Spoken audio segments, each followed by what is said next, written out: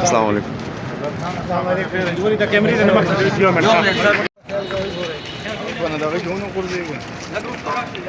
من الشیطان الرجیم. بسم اللہ الرحمن الرحیم. آپ تمام دوستوں کا بہت شکریہ. آپ لوگوں کو میں نے تکلیف دی یہاں پہ آنے کی.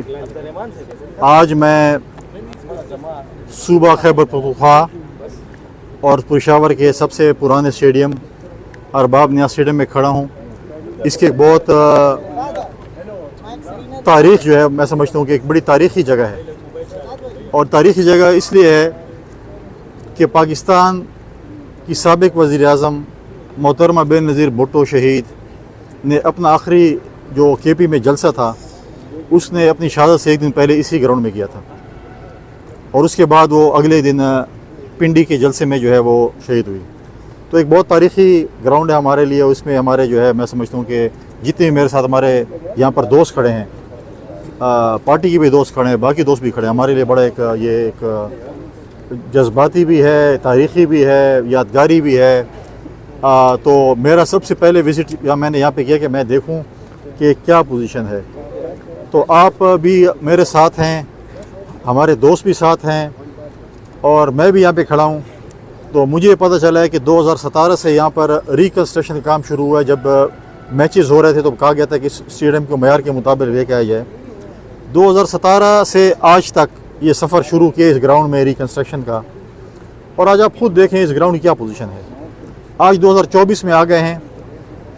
جن لوگوں نے کہا تھا کہ ہم یوتھ کے نمائندے ہیں, ہم نے کھیلوں کے میدان آباد کرنے ہیں, 15 سال ہو گئے ہیں, first class cricket Khyber Pakhtunkhwa میں نہیں ہوئی.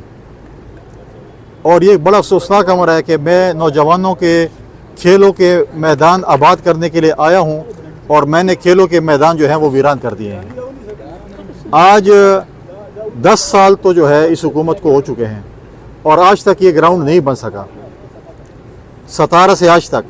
حق تو یہ ہے کہ اس کو پریورٹی کی بنیاد پر کرتے, کیونکہ ہمیشہ میں دیکھتا ہوں کہ ان کے جتنے بھی ایک انتخابی نشان کہیں یا قومی نشان کہیں, چاہے ان کا لیڈر ہوتا ہے چاہے ان کا جو بھی ہے, اس کو دیکھتے ہوئے سارے ٹریک سوٹوں میں آفیشیل میٹنگ بھی کرتے ہیں اور باقی میٹنگز بھی کرتے ہیں. ایسے لگتا ہے جیسے بھی ابھی جو ہے نا فل فور کرکٹ کھیل کے آ رہے ہیں.